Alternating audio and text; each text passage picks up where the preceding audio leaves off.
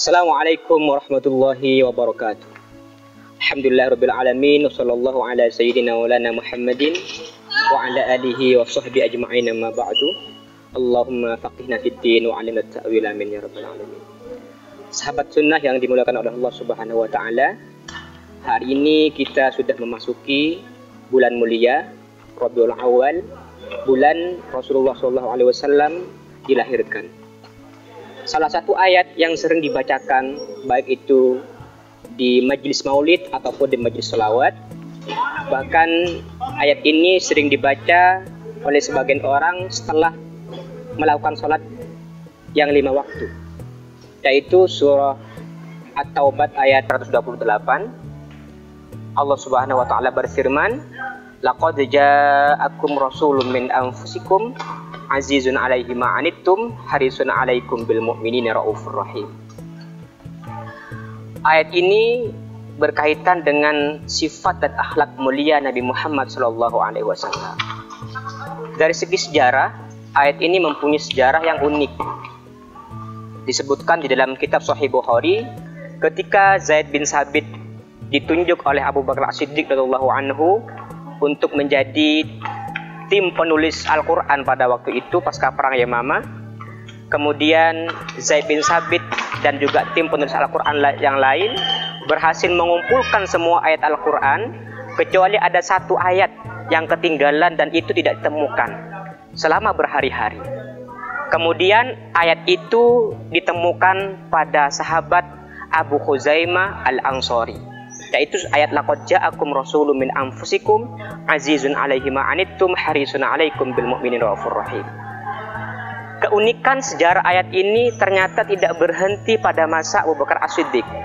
Akan tetapi pada abad keempat Hijriah ada seorang zahid, seorang sufi yang bernama Abu Bakar Asy-Syibli, yang beliau dikenal oleh orang-orang masyarakat umum sebagai orang yang gila, penampilannya tidak terurus sama sekali.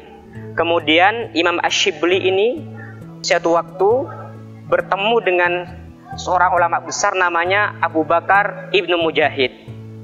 Kemudian Ibnu Mujahid ini mencium Asy-Syibli berkali-kali, sampai orang-orang yang melihat peristiwa ini heran dan kagum.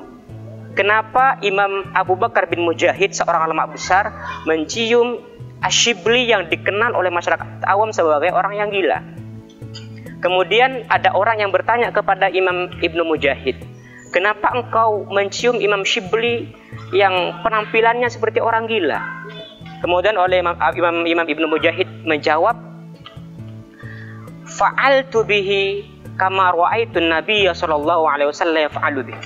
Saya melakukan ini, mencium Imam Syibli sebagaimana Rasulullah SAW menciumnya di dalam mimpiku. Kemudian Abu Bakar Ibnu Mujahid ini menceritakan mimpinya, dan di dalam mimpinya beliau bertanya kepada Rasulullah SAW, kenapa engkau wahai Rasulullah mencium Syibli ini?